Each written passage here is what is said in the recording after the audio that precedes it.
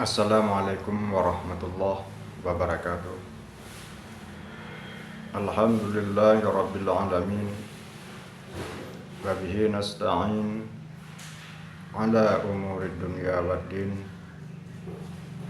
Wassalatu wassalamu ala sayyidina Muhammadin wa ala alihi wa ashabihi ajma'in. Amma ba'du. Wa ya ikhwanul muslimin, dimanapun Anda berada, marilah segala puji kita panjatkan kehadirat Allah Subhanahu wa Ta'ala yang senantiasa telah memberikan keluangan, kesempatan, dan kesehatan untuk bisa kita beraktivitas sehari-hari, beserta selawat dan salam kita curahkan kehadirat Nabi besar Muhammad sallallahu alaihi wasallam dan para al dan sahabat beliau yang telah mendidik kita, membina kita, memberi hidayah kepada kita sehingga kita berada pada posisi jalan yang benar. Pada kesempatan yang bahagia ini, bertepatan pada tanggal 12 Rabiul Awal, hari lahirnya baginda Rasulullah Sallallahu Alaihi Wasallam. Marilah sama-sama kita iringi ketakziman dan keikraman juga kepada masyayikhil kiram, mursyid-mursyid, munafis-munafis, khalifah-khalifah di seluruh Nusantara, dan juga kepada birokrasi-birokrasi sultan dimanapun bapak-bapak berada dan bertugas untuk negara, bangsa, dan agama. Saudaraku seiman dan seyakinan, pada kali ini kita sambung daripada episode kemarin tentang pembahasan kajian sejarah leluhur sultan, asal-usul sultan, silsilah sultan, dan nasabiyah sultan yang bersambung kepada cicit Rasulullah Sallallahu Alaihi Wasallam, Hasan dan Husain. Dari episode kemarin kita telah membahas ruang lingkup area di seputaran Kecamatan Delima. Di sini kesimpulan yang kemarin kita bisa melihat hasil dari perjuangan Tunku Syekh Dirbe, Dayang Mansur Shah bersama Sultan Iskandar Muda dan seterusnya, dengan satu isyarah pada bangunan masjid, pada tampung masjid di seluruh Aceh berarsitektur tampung tindih. Tampung tindih masjid lama daripada pembangunan, baik itu Masjid Raya Baitur Rahman sampai Masjid Tunku Syekh Dirbe, Masjid Bambung, bahkan sampai ke masjid daerah timur, Beracan, dan sebagainya. Di sini jelas tergambar daripada arsitektur atapnya dari masjid, menggambarkan tentang masalah garis geografis perjuangan Tunku Syekh Dirube Dayang Mansur Shah, yang pada posisi yang paling atas adalah tampung kecil satu tingkat dan tampung besar pada tingkat yang kedua. Di sini menggambarkan pada posisi tingkat yang teratas adalah berada pada posisi Kecamatan Delima. Dan pada posisi tampung yang besar sebagai pondasi di bawahnya adalah mencakup Asia Tenggara, khususnya antara Malaka dengan Perak, Malaka dan Aceh. Di sini jelas tampung gaya ujung dari jarum kompas menunjukkan nenek kita, kakek kita, eyang kita, Dayang Mansur Shah. Dia bersaudara 3 yang basis perjuangan pertama sekali terkonsentrasi di Kecamatan Delima. Delima ini ada mukim-mukim yang sekarang mukimnya sudah 5 mukim. Mukim yang pertama Mukim Rebe, kedua Kampung Are, ketiga Mukim Bambung, keempat Mukim Beah, empat mukim. Mukim Rebe, Kampung Are, Bambung, dan Beah. 4 mukim di bawah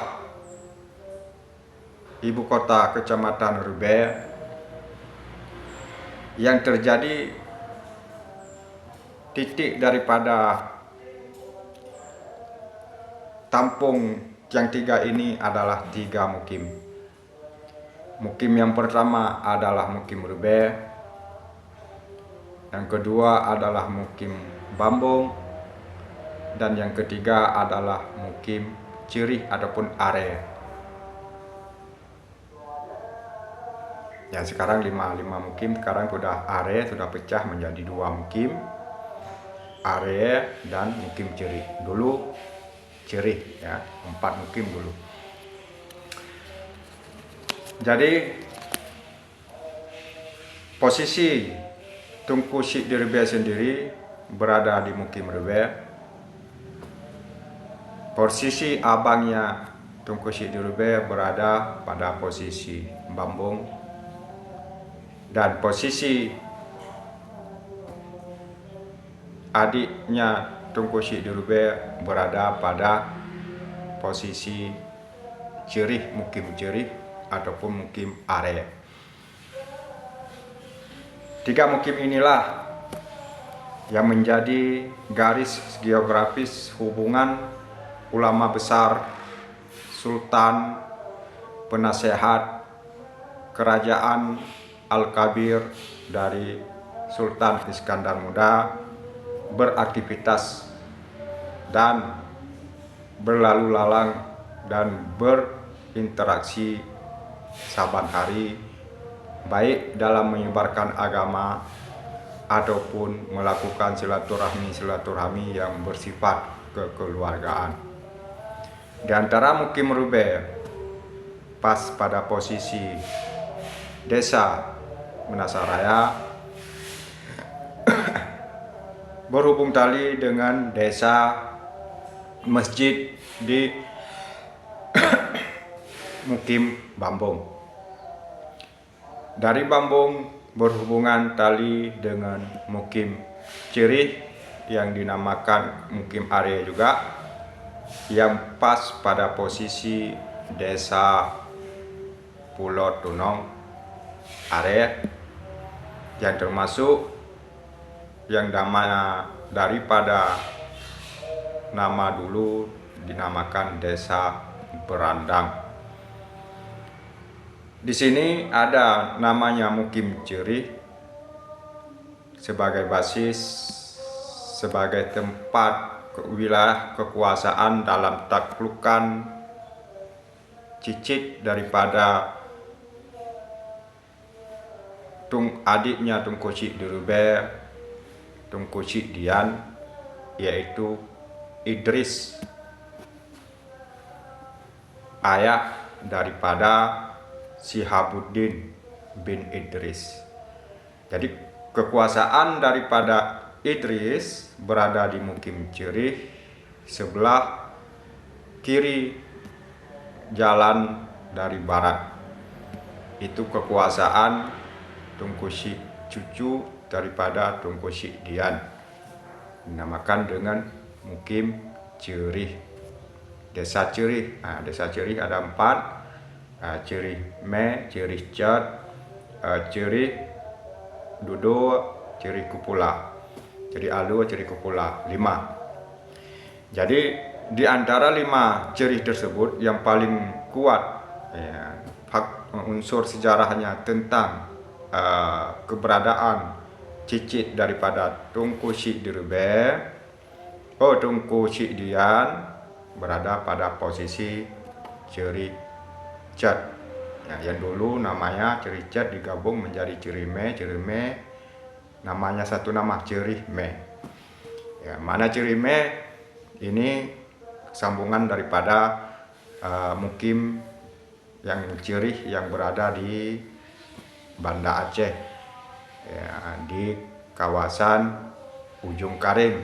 Ada Mukim Idris di Banda Aceh yang namanya Mukim Cerih di Desa Cerih di Mukim Ule Karim. Di situ di Banda Aceh sebagai basis kepala panglima dalam istilah Bata Aceh, Cie Cerih, Cie Pang Idris, habis itu Ulele Banda Aceh, dan Kaju Banda Aceh, di posisi Istana Sultan sekarang Kaju. Jadi kembali lagi ke Kecamatan Delima, kepada segi kecil ini, Tunku Cik Dirube dengan Bambung nisbahnya abang, Tunku Cik Dirube nisbah ke Cerih nisbahnya adik. Cerih pusatnya berada di Desa Pulau Tunong, di Desa Kandang, pas bertepatan dengan kajian sejarah kami berada di kawasan desa dulu, desa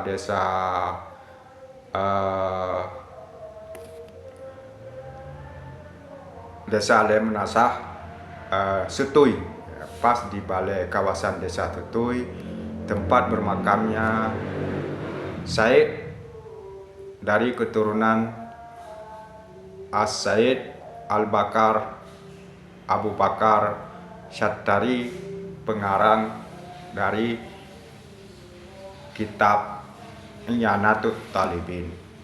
Jadi ada keturunannya di situ, dan nenek-nenek kakek kami berada di makam yang berada di Balai Setui, yang sekarang masih dalam keadaan sebagai pos anak-anak pemuda untuk nongkrong dan salat zuhur.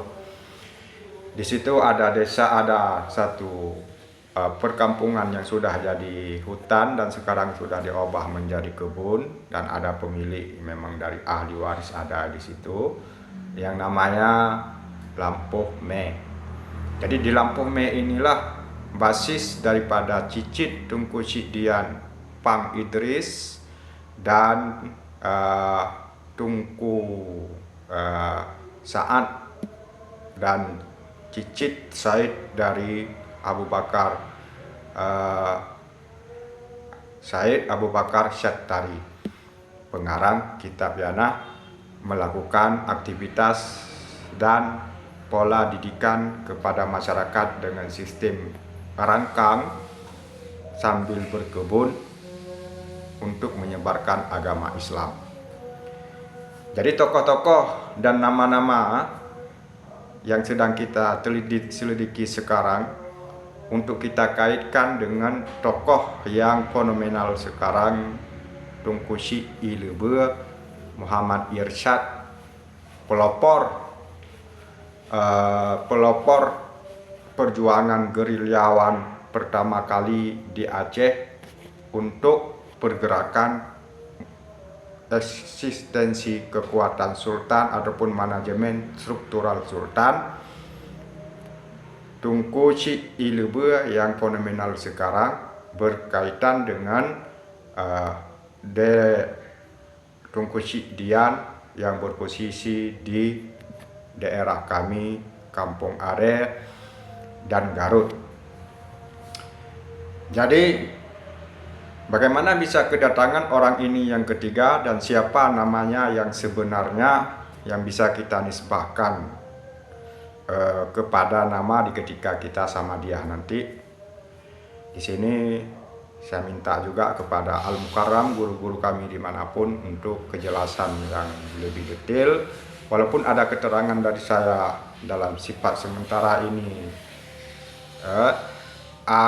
menurut asumsi ataupun penelitian saya, nama daripada Tunku Syek Ilebe Mansur Shah, adiknya yang abang dari Tunku Syek Dian, adiknya yang berada di Bambung yang bernama Tunku Syek Dian yang bernama Ahmad. Yang di Bambung ini ada nama satu lagi Arifin, yang mungkin itu apakah lakap ataupun nama. Kalau nama mungkin bisa dinisbahkan, Arifin identik dengan nama Zainal Abidin. Jadi Arifin Zainal Abidin identik nama tersebut dengan gelaran Arifin.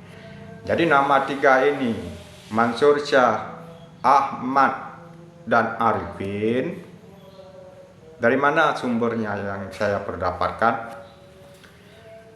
Sumber tersebut kami dapatkan daripada kajian sejarawan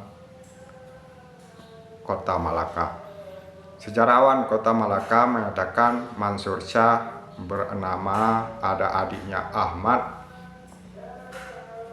dan Arifin, 3. Jadi 1 untuk Aceh, 2 di Malaka menjadi sultan. 1 di Malaka Ahmad, 1 di Perak. Ya, makanya Rubia ini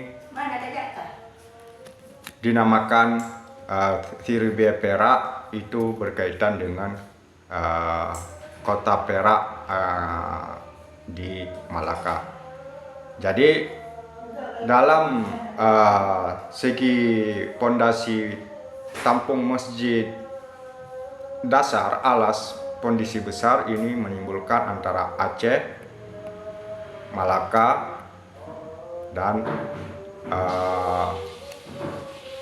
Perlak.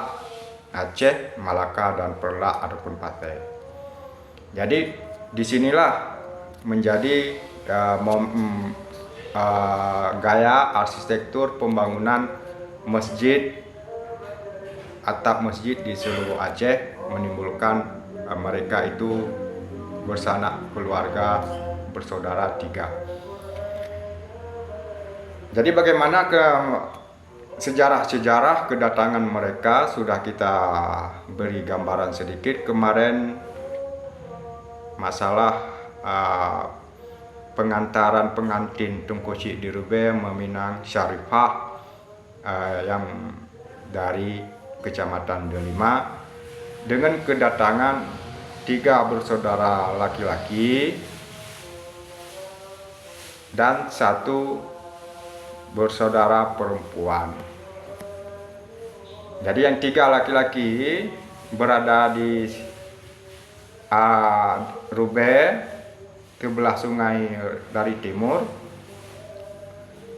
Bambong, dan Kampung Are ataupun Kampung Are dulu sebelum melangkah ke Kecamatan Garut, Indrajaya. Jadi di sinilah terjadi aktivitas sehari-hari, melakukan aktivitas pertanian,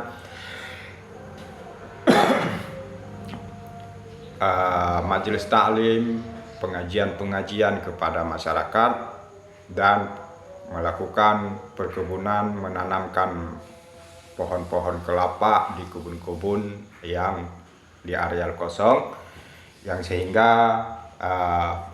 Tengku Syekh di Rube tersebut sangat disegani dan dikeramatkan bahkan di seluruh Nusantara ini, dan menjadi diabadikan nama beliau Tengku Syekh di Rube kepada jalan Medan Banda Aceh antara Masjid Al-Falah dengan Padang Tiji. Sampai ke Padang Tiji dinamakan Jalan Tengku Syekh di Rube. Jadi dari sinilah Kecamatan Delima terjadilah pergerakan penguasaan sampai ke Semenanjung, Malaka, dan Perak. Bagaimana mereka bisa singgah ke Perak dan ke Malaka? Siapa yang lebih dulu? Di sini dari keturunan Bugis, ayahnya dari Tengku Syekh di Rube yang untuk sementara kita lakap kita namai dengan Abdullah I,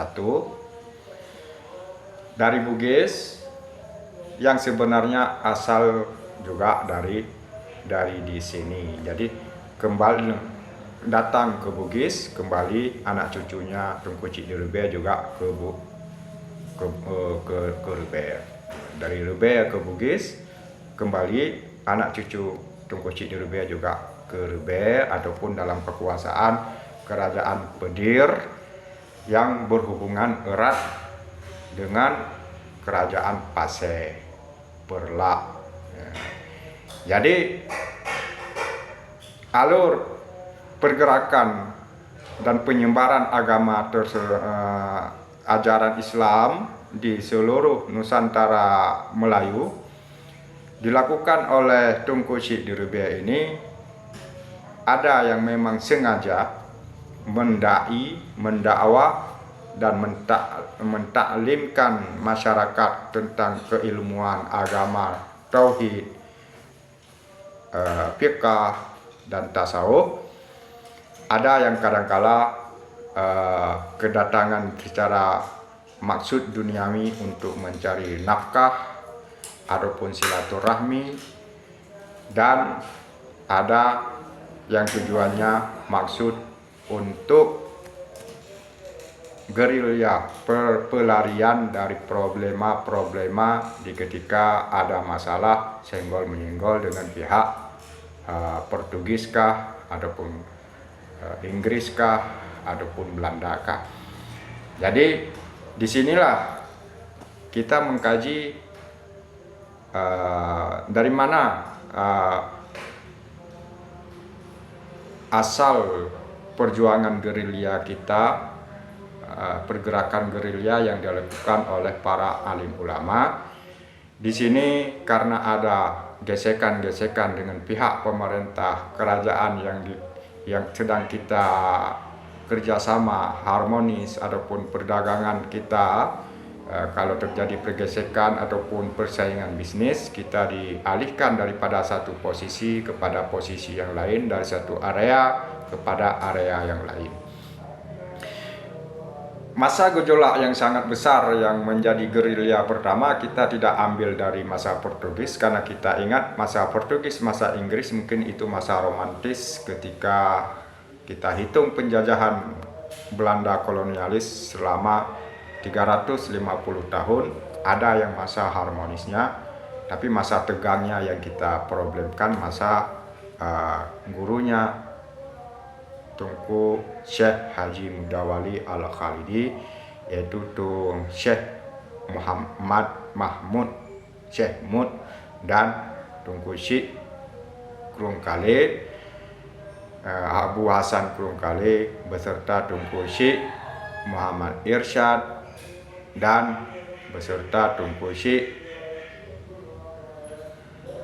Tuanku Raja Kemala, anak dari Tuanku Banta Hashim, dari keturunan Maharaja Lela, adik daripada Sultan Iskandar Muda. Jadi Maharaja Lela memang di bawah keturunan tersebut ada Ahmad, ada Mahmud, ada Zainal Abidin. Itu dinisbahkan dengan nama Sultan yang sebenarnya karena memang dari keturunannya Sultan, tetapi tidak pada posisi memegang kekuasaan, karena jalur laki-laki dari pihak perwalian laki-laki semuanya sultan-sultan. Nisbah gelaran sultan sebenarnya hanya ditambalkan kepada orang yang mendapat wilayah dan hak untuk mengontrol Aceh. Jadi Maharaja Lela ini sebenarnya adik daripada Sultan Iskandar Muda. Siapa Maharaja Lela? Di situ disebutkan nama dalam kajian pihak Tuanku Banta Hashim bernama Nuruddin Abdurrahim. Jadi Nuruddin Abdurrahim ini adik daripada Sultan Iskandar Muda yang bertalian dengan Tuanku Banta Hashim Zainal Abidin. Nanti berjumpa di Zainal Abidin, ayah daripada Iskandar Muda ataupun ayah daripada Maharaja Lela. Jadi makanya dinisbahlah tali daripada tali Tuanku Banta Hashim abad 18 tersebut yang lahir tahun 1834 itu wali pertama kerajaan Aceh Darussalam, karena daripada wali Sultan Iskandar Muda dari garis Abdurrahim Maharaja Lela, Nuruddin Abdurrahim Maharaja Lela. Saudaraku, untuk kita lebih jauh kita menelusuri tentang sejarah, kami selalu mengedepankan saling ta'aruf, saling berbagi dalam berbagai ilmu dan kajian dan peninggalan-peninggalan, tulisan-tulisan, karangan-karangan, naskah-naskah dari kakek-kakek kita masing-masing. Dan kejelasan yang paling utama adalah kalau menyangkut tentang masalah tarikah, kita yang paling diutamakan adalah nama yang sahih untuk bisa sampai doa-doa sama dia, doa-doa zikir kita kepada yang kita tuju dan yang kita niatkan. Jadi di sini hubungan dengan kami antara Tunku Syekh Dian dengan Tunku Syekh Dirbe berposisi di desa Pulau Tunong dari kawasan nama yang dulu kawasan Berandang, desa Berandang. Desa Berandang gabung dulu desa Pulau Tunong sama Pulau Baru gabung. Kalau desa Berandang berada di bawah di sebelah laut, di sisi kiri jalan kanan. Kalau desa Setuy berada di sisi kanan jalan dari Medan Banda Aceh. Ya, desa Setuy inilah yang memegang peranan sebagai keturunan Rasulullah Shallallahu Alaihi Wasallam yang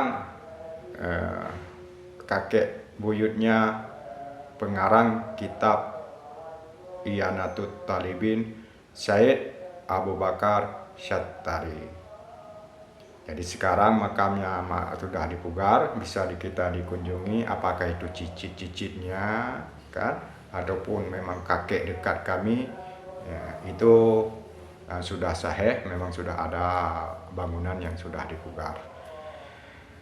Jadi makanya di sini selalu misi dari kami ini untuk pesantren, untuk penyampaian ilmu, paling kurang setingkat kitab I'anatul Talibin orang dia bisa menguasai, itu sudah mencukupi sebagai fardu kifayah, dan kita bisa mencari nafkah setelahnya dengan kecukupan ilmu amaliyah sehari-hari sudah bisa kita amalkan, sudah bisa kita praktikkan, sudah bisa kita anggapkan dia itu sudah menguasai puruk-puruk ibadat agama, muamalat ataupun munakahat. Itu setingkat kitab I'anatul Talibin dari peninggalan Said Abu Bakar Asy-Syattari, yang kita sekarang kitab tersebut kalau di Dayah dipelajari setingkat kelas 3 sanawiyah, kelas 3 sanawiyah, setingkat aliyah sanawiyah tingkat 3 di setiap Dayah di seluruh Aceh sudah bisa menguasai dan memahami kitab I'anatul Talibin. Lantas di mana Abu Bakar Asy-Syattari tersebut? Ya, Abu Bakar Asy-Syattari di Mekah di sana dan bermakam di sana. Tapi ini yang kita bicarakan adalah zuriat-zuriatnya yang kita ini sedang membahas karangan dan peninggalan beliau yang terjadi sedikit permasalahan tentang karangan di karangan Abu Bakar Asy-Syattari kitab I'anatul Talibin. Tema kami di sini mengangkat tentang masalah pernikahan adik, pernikahan adik dengan kakak sepupu, tentang sah tidak sah dalam bab munakahat. Di dalam kitab I'anatul Talibin ada tertera hukum vonis dari Abu Bakar Asy-Syattari bahwa beliau berpendapat tidak sah akad nikah, adik sama abang sama adik sepupu daripada anak khalah. Anak khalatun makcik dari seibu, makcik dari ibu. Kita nikahin dalam pandangan Abu Bakar Asy-Syattari. Di situ kupasan Abu Bakar Asy-Syattari tidak sah nikahnya, dan inilah problema sekarang yang sedang muncul permukaan. Ada yang sudah realita terjadi pernikahan, bahkan sudah gede-gede anak-anak tersebut, bahkan sudah tua-tua, bahkan sudah almarhum setingkat ayah-ayah kami. Dan pendapat ini ditentang banyak oleh kalangan yang telah melakukan pernikahan ala demikian di desa kami, dan sedikit terjadi gesekan dan benturan. Di sini kami mohon kepada alim ulama untuk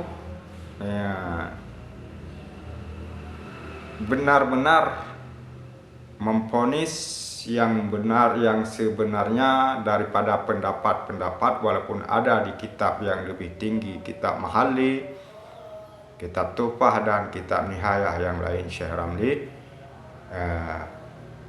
Di sini untuk bisa kita ambil satu kesimpulan,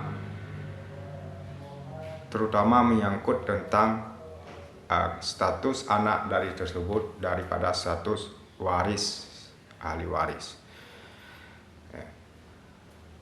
Walaupun ada di sini kias-kias sukuti si kias-kias serempangan dari orang yang telah melakukan tersebut, ya, karena mereka ya berbirahi. Sebenarnya ada orang juga tidak akan berbirahi kalau dikatakan di garis tidak sah, tidak hukumnya haram dan tidak sah, tidak akan berbirahi. Tapi ada yang berbirahi dan sudah menghasilkan anak dan keturunan dan sudah bercucu bahkan. Kita tidak bisa menyalahkan posisi pendapat yang dikemukakan oleh Said Abu Bakar Asy-Syattari, karena itu merujuk kepada pendapat Asy-Syafi'i dalam kajian-kajian kitab madhab Syafi'i yang lain. Walaupun nanti ada Imam Malik, Imam Hambali ataupun Imam Hanafi, itu di luar daripada pengetahuan kami, tapi yang dari mazhab Syafi'i menyatakan sebagai yang tertulis tersebut dan kami berpegang. Di ketika kami berpegang, mereka mengkiaskan problem tersebut kepada kakek nenek Nabi, yaitu Abdul Muthalib dengan Fatimah, istri Abdul Muthalib dengan Fatimah. Jadi yang posisinya siapa di situ? Posisinya bukan Abdul Muthalib, tapi posisi dalam sejarah yang kita perdapatkan dalam Wikipedia tentang masalah kakek Nabi terjadi pernikahan antara abang dan adik dari sepupu. Ini posisinya adalah Fatimah, bukan Abdul Muthalib. Dari nenek Nabi Fatimah tersebutlah yang posisi kita ibaratkan sekarang sebagai penyimpan zuriat nur Nabi kita, Nabi Muhammad sallallahu alaihi wasallam, yang lahirlah Abdullah, ayah daripada Nabi. Jadi lahirlah Abdullah, ayah sebagai anak Nabi. Sedangkan masa Abdullah Abu Talib sebelum lahir Nabi kita, Nabi Muhammad sallallahu alaihi wasallam, masih dalam keadaan zaman Fatarah. Jadi zaman Fatarah tersebut zaman kedatangan Nabi, putus kenabian sesudah Nabi Isa, sebelum lahir Nabi Muhammad. Jadi di ketika lahir Nabi Muhammad dan ada aturan-aturan baru dan dikupas, dibahas, dikaji oleh Khulafaur Rasyidin dan termasuk oleh imam mujtahid. Di sini imam mujtahid Imam Syafi'i, dan disampaikan oleh Syekh Abu Bakar Asy-Syattari menyatakan itu adalah mensah pada zaman Fatarah, tidak bisa diamalkan pada masa sesudah Nabi Muhammad sallallahu alaihi wasallam dan seterusnya sampai kepada Khulafaur Rasyidin, sampai kepada imam mujtahid yang bermazhab Imam Syafi'i dan sampai kepada kita. Kenapa? Karena itu zaman Fatarah. Zaman Fatarah kejadiannya antara Abdul Muthalib dengan neneknya Nabi Fatimah, itu zaman Fatarah.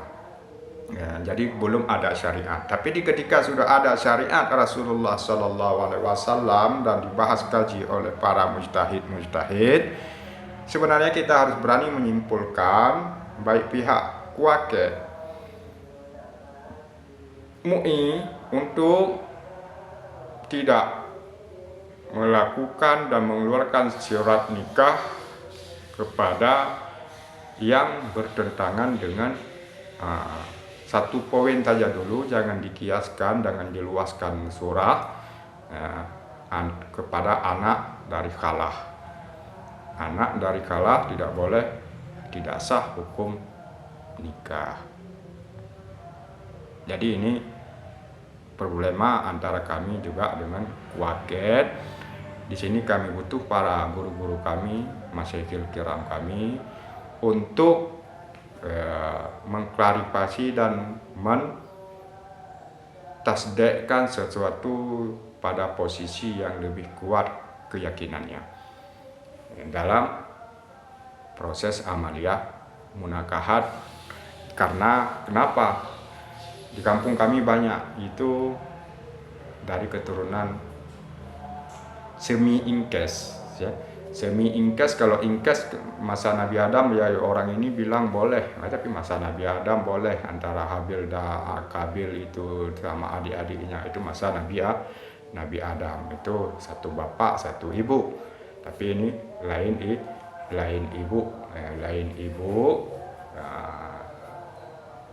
Semi ingkes kita katakan, belum sempurna ingkes. Jadi pendapat Abu Bakar Syatarilah yang kami berpegang di sini, dan vonis tentang masalah apakah dipisahkan. Kalau pendapat Anda demikian tidak sah, dipisahkan yang sedang berlanjut sekarang, dipisah ranjangkah, dipisah rumahkah.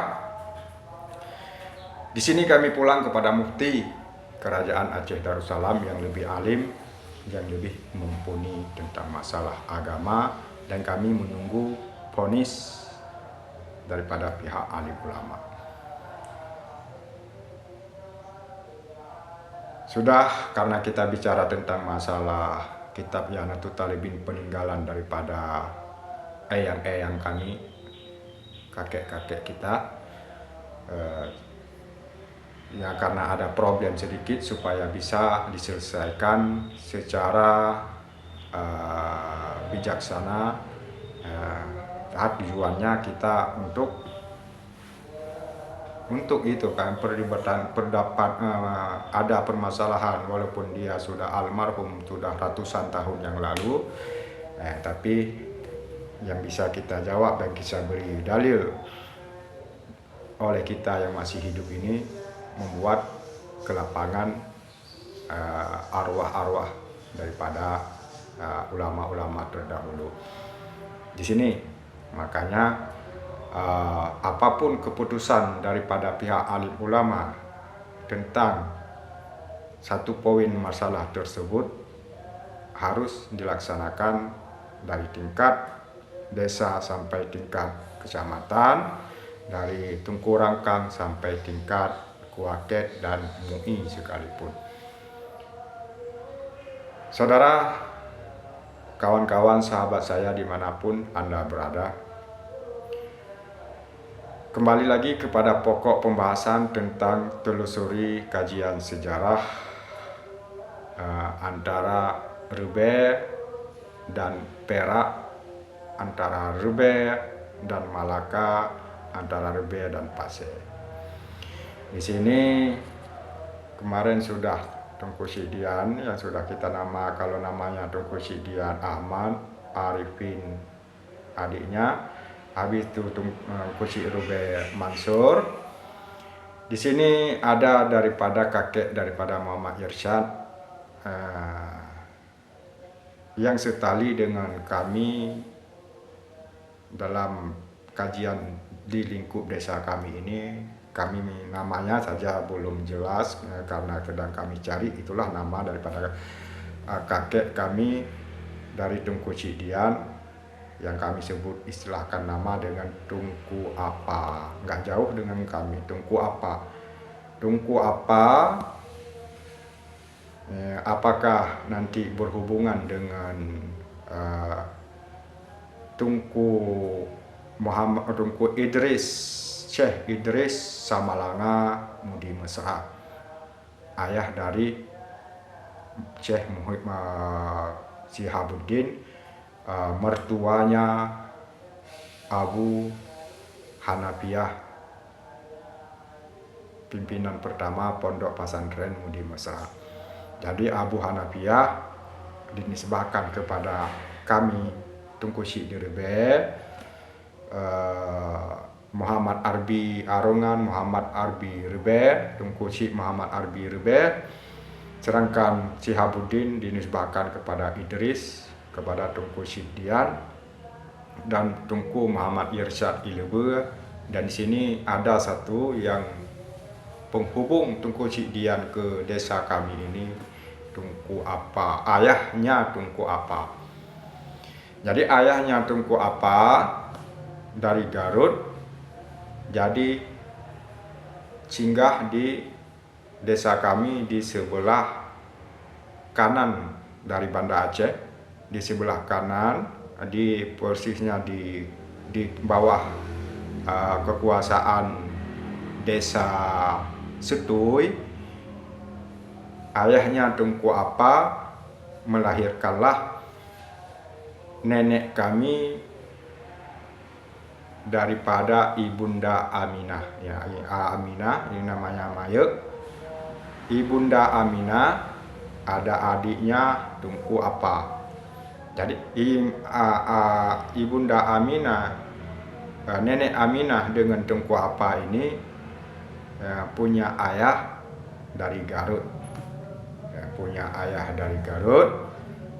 Dan Tunku Apa ini nyebrang jalan pas di posisi desa Pulau Tunong tersebut yang gambarnya, pintu gerbangnya gambar benteng itu. Pas di posisi tersebut menikahlah dengan putri dari saudara sepupu dari Aminah, nenek kami Aminah. Dan lahirlah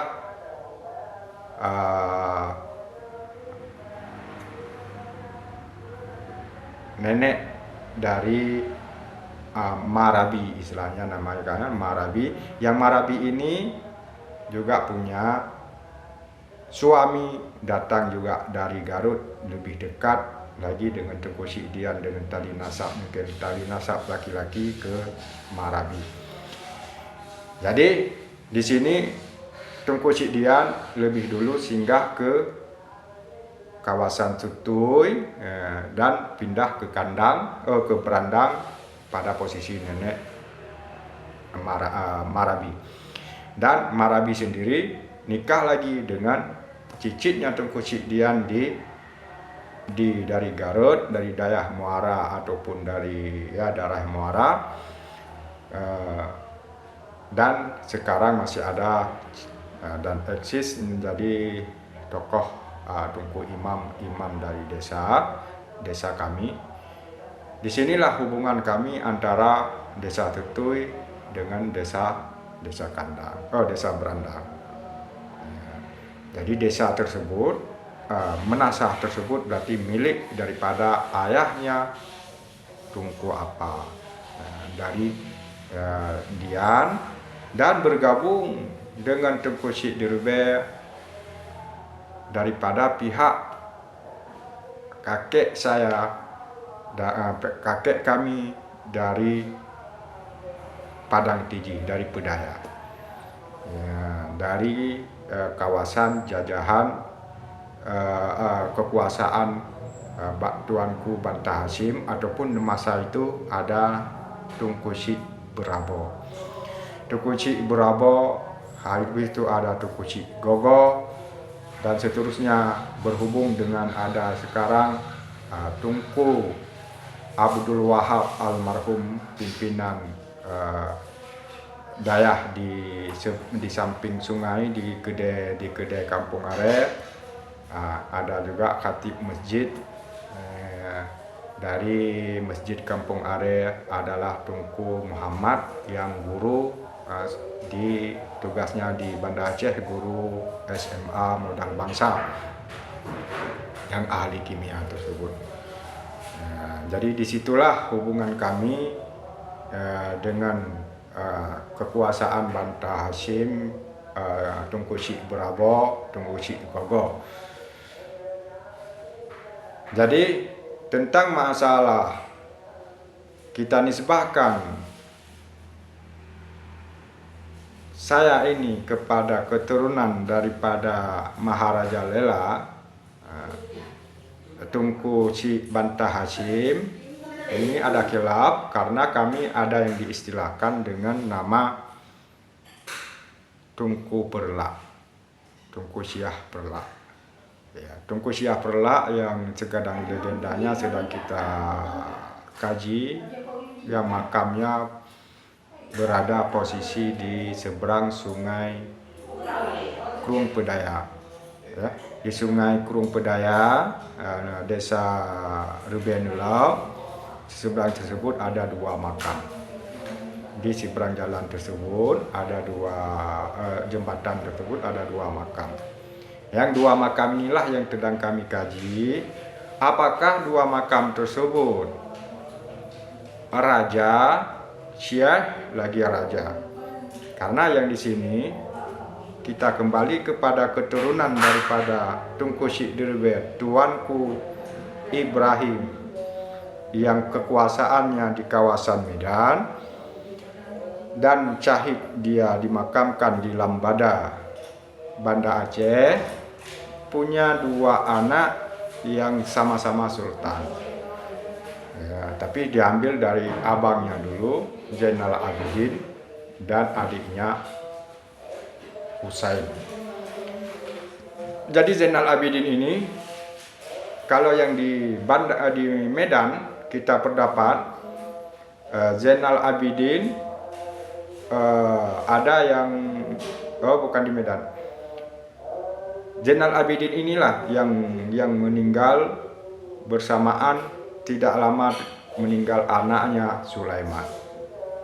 Yang menghasilkan anak daripada Sulaiman di sini ada anak Sultan Mahmud Syah